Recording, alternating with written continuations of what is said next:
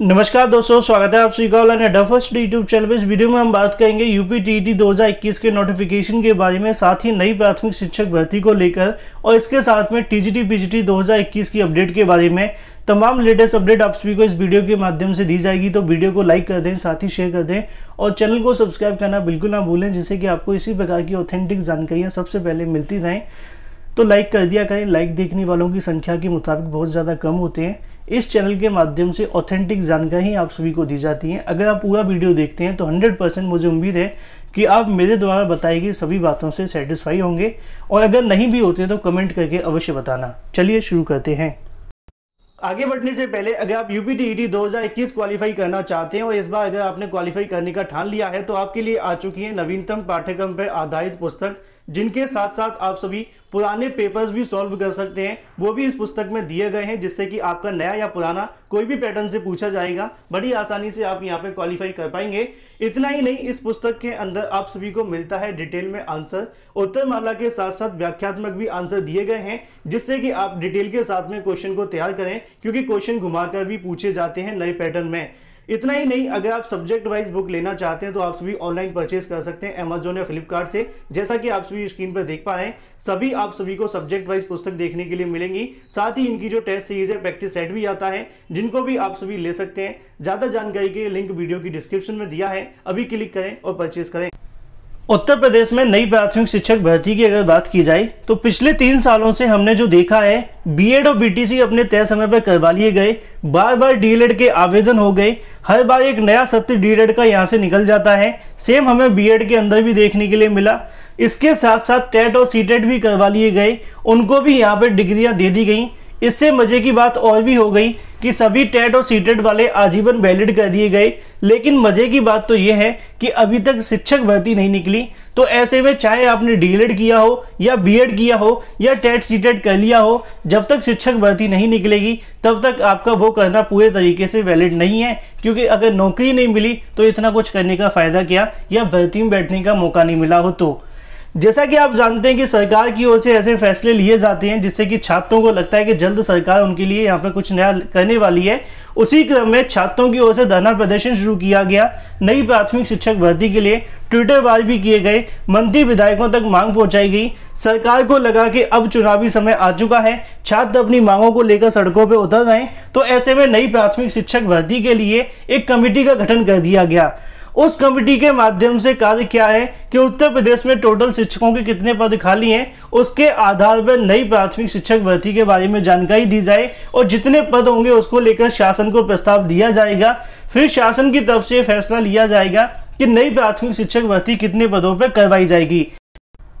लेकिन जिस दिन से सीएम योगी की तरफ से कमेटी का गठन किया गया, उसके बाद से कई ऐसी रिपोर्ट आप सभी को देखने के लिए मिली, जिसके अंदर शिक्षकों के साथ में छात्रों के अनुपात पर शिक्षकों के खाली पदों के बारे में जानकारी मिली।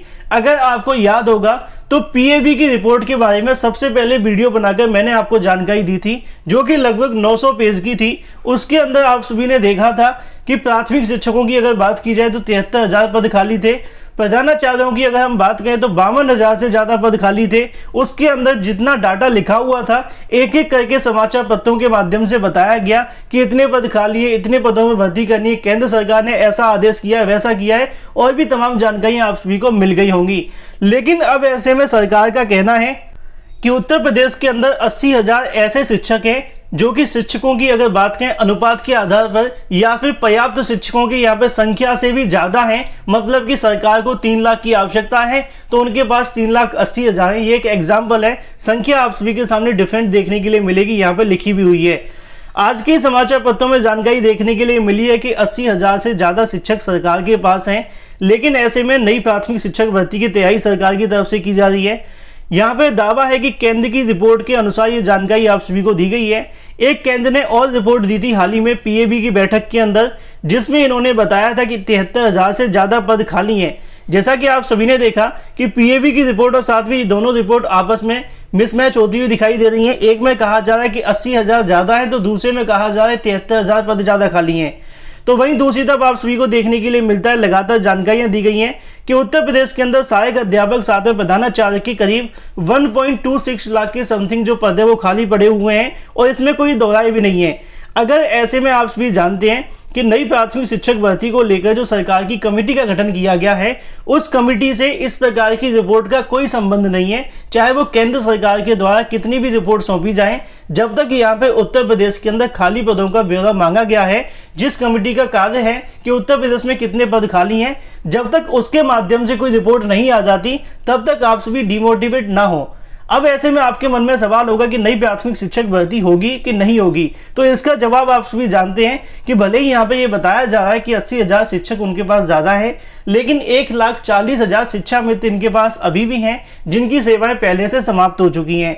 लेकिन दूसरी तरफ आप जानते हैं कि उत्तर प्रदेश के अंदर शिक्षकों की संख्या क्या है, ये आप सभी विद्यालयों के अंदर जाकर देख सकते हैं। बहुत बुरे हालात हैं। भले ही कागजी तौर पे आप सभी के सामने ऐसी जानकारी दी जा रही है, लेकिन जब तक मुख्यमंत्री योगी के द्वारा गठित कमेटी के माध्यम से कोई अंतिम फैसला नहीं आ जाता, उससे पहले यह दावा कर पाना कि सरकार के पास पर्याप्त शिक्षक हैं, ये उतना ही सच है जितना समाचार पत्रों के अंदर रोज आपको नई शिक्षक भर्ती का विज्ञापन देखने के लिए मिल रहा है। क्योंकि यही समाचार पत्र अब पिछले 2 महीने से आप सभी देख पा रहे हैं कि रोज आपको बताते हैं कि 51,000 पदों पर, 75,000 पदों पर दिसंबर से नई शिक्षक भर्ती आएगी, जल्द योगी सरकार ऐलान कर सकती है। आज वही समाचार पत्रों के माध्यम से आपको एक कमेटी का रिपोर्ट का हवाला दिया गया है, और इसमें भी दोहराई नहीं कि कल के समाचार पत्र में अगर ऐसी जानकारी निकल आती है कि सीएम योगी ने 75,000 पदों पर भर्ती की घोषणा कर दी, तो यही समाचार पत्र सबसे पहले सुबह के समाचार पत्रों में भर भर के आपको जानकारियां देंगे।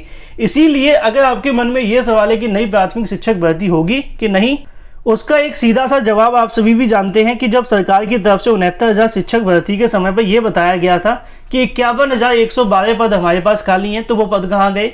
दूसरा, सरकार के पास 22,000 पदों का मामला अभी भी लंबित है। पिछले 3 सालों में जब से भर्तियां नहीं हुई है, सेवानिवृत्त वालों की संख्या बढ़ी होगी, तो वहीं प्रमोशन वाले पद भी खाली हुए होंगे। इन पदों की संख्या अगर 10 से 20,000 भी होती है, तब भी 85,000 के आसपास तो उम्मीद है कि प्राथमिक शिक्षकों के पद खाली होने चाहिए। लेकिन जो आंकड़े हैं वो लाखों की संख्या में पद खाली पड़े हुए हैं। इसी वजह से इन रिपोर्ट के आधार पर अगर आप सभी इस बहस में पढ़ रहे हैं कि नई प्राथमिक शिक्षक भर्ती नहीं आने वाली है, तो उनके लिए मेरा एक ही सुझाव है कि आगामी समय के अंदर थोड़ा सा इंतजार करें। टीईटी होने के बाद में 100% नई प्राथमिक शिक्षक भर्ती का विज्ञापन जारी होगा, और ये वही छात्र रहेंगे जो बाद में इस बात को लेकर परेशान होंगे कि उनको तैयारी करने का समय नहीं मिला। इसी वजह से इस बात को ध्यान में रखिए। भले ही समाचार पत्रों में तमाम जानकारियां दी जा रही हैं, ये 2 दिन बाद बदल जाएंगे, लेकिन आपको 2 दिन बाद बदलने का मौका नहीं मिल पाएगा। अगर आज से ही आपने अपनी प्रिपरेशन को शुरू नहीं किया, तो अगली नई प्राथमिक शिक्षक भर्ती के लिए आपको 2024 तक इंतजार करना पड़ सकता है।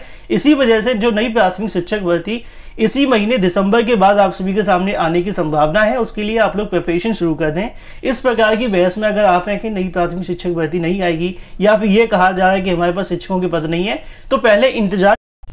जैसी सरकार के द्वारा गठित कमेटी के माध्यम से कोई फैसला लिया जाएगा, उसके आधार पर जानकारी सच में मिलेगी कि उत्तर प्रदेश के अंदर कितने पद खाली हैं और कितने पदों पर नई प्राथमिक शिक्षक भर्ती होगी।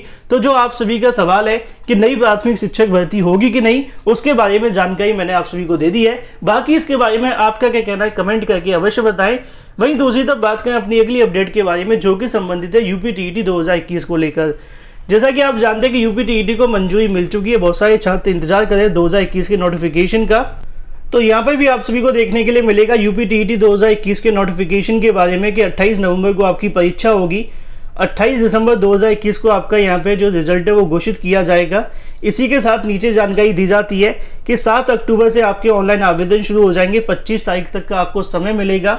इस संबंध में जारी आधिकारिक नोटिफिकेशन के लिए 4 अक्टूबर 2021 का नोटिफिकेशन अवश्य देखें। जैसा कि आप सभी जानते हैं कि आज की तारीख में पीएनबी की ओर से एक नया नोटिफिकेशन जारी किया जाएगा, जो कि विस्तृत विज्ञापन होगा यूपी टीईटी 2021 को लेकर, जो कि आज देर शाम तक जारी हो जाएगा। और जैसी अपडेट मिलेगी आपको इस चैनल के माध्यम से दे दी जाएगी। तो अपनी प्रिपरेशन को करते रहें। यूपी टीईटी भी होगा, नई प्राथमिक शिक्षक भर्ती भी होगी। और वीडियो को लाइक भी कर देना, साथ में शेयर करना बिल्कुल मत भूलना। इसी मोटिवेशन के साथ वही दूसरी तरफ बात करें अपनी अगली अपडेट को लेकर, जो कि संबंधित है टीजीटी पीजीटी 2021 के बारे में। जैसा कि आप सभी जानते हैं कि टीजीटी पीजीटी 2021 की परीक्षा के अंदर विवाद हो गया था। जैसे ही परीक्षा का आयोजन किया गया, परीक्षा के अंदर धांधली और भ्रष्टाचार के सवाल उठे। कई जिलों के अंदर आप सभी को ऐसे मामले देखने के लिए मिले कि पेपर सील खुली हुई थी, या फिर अगर बात करें पेपर आउट जैसी खबरें भी देखने के लिए मिली। सॉल्वर गैंग और भी तमाम चीज़ें आप जानते हैं। जो चयन बोर्ड की तरफ से दावा किया गया था परीक्षा के अंदर, ऐसा बिल्कुल भी नहीं हुआ। इसी को लेकर हाईकोर्ट में छात्रों की तरफ से याचिका दाखिल कर दी गई। अंबेडकर नगर के अंदर 650 से ज़्यादा परीक्षा भी छोड़ दी छात्रों ने। लेकिन ऐसे में अगर बात की जाए, पिछली सुनवाई के अंदर चयन बोर्ड की ओर से, मतलब कि हाईकोर्ट की ओर से चयन बोर्ड के अध्यक्ष को बुलाया गया था और जवाब मांगा गया था इस परीक्षा को लेकर हुई अनियमितता के बारे में। ऐसे में अगर बात करें, चयन बोर्ड के जो अधिवक्ता थे उनकी तरफ से काउंटर दाखिल कर दिया गया था और उस काउंटर को लेकर छात्रों को कहा गया था, जो छात्रों के अधिवक्ता हैं, कि वो यहाँ पे आकर अपना जो रिजॉइंडर है वो दाखिल करें और जैसे ही काउंटर रिजॉइंडर होते हैं उसके बाद में अंतिम बहस आपको देखने के लिए मिलेगी। उसी क्रम में टीजीटी पीजीटी 2021 को लेकर यहाँ पे भी आप सभी को देखने के लिए मिलेगा, अनिल सिंह कुमार की तरफ से याचिका दाखिल की गई थी, मतलब कि अनिल कुमार सिंह की तरफ से उल्टा हो गया। तो यहाँ पे आप सभी देख पा रहे हैं, जैसा कि आप सभी को देखने के लिए मिलेगा, किसके खिलाफ, माध्यमिक शिक्षा सेवा चयन बोर्ड के खिलाफ। यहाँ पे आप सभी के सामने जानकारी आती है कि 4/10/2021 मतलब कि आज की तारीख में कोर्ट नंबर 5 के अंदर इस पर सुनवाई होगी, जिसमें चयन बोर्ड के काउंटर का एजेंडा छात्रों की ओर से दाखिल किया जाएगा। अब इसके बाद देखना दिलचस्प होगा कि हाईकोर्ट की तरफ से क्या फैसले लिए जाते हैं। क्या आज की तारीख में सुनवाई भी की जाएगी या फिर काउंटर एजेंडे के बाद कोई अगली तारीख दे दी जाएगी। जो भी अपडेट होगी देर शाम तक आप सभी को वीडियो के माध्यम से दे दी जाएगी। लेकिन जो चयन बोर्ड की ओर से काउंटर दाखिल किया गया होगा उसको लेकर छात्रों के अधिवक्ताओं की तरफ से आज की तारीख में एजेंडा होगा और जल्दी अब इस मामले को लेकर फैसला हो जाना चाहिए, क्योंकि काउंटर एजेंडे के बाद में सीधी ओपन बहस की जाती है और उसके बाद में एक अंतिम फैसला हाईकोर्ट की तरफ से सुनाया जाता है। तो इंतजार करिए, देर शाम तक जो भी अपडेट होगी आपको इस चैनल के माध्यम से दे दी जाएगी। लेकिन भाई दूसरी तरफ बात करें 12,000 प्राथमिक शिक्षक भर्ती के बारे में। जैसा कि आप सभी जानते हैं कि उत्तर प्रदेश के अंदर कई ऐसी भर्तियां जो कि आज भी लटकी हुई हैं, भले ही वो 2012 के बाद में निकली होंगी, लेकिन अभी तक उनको लेकर फैसला नहीं हो पाया।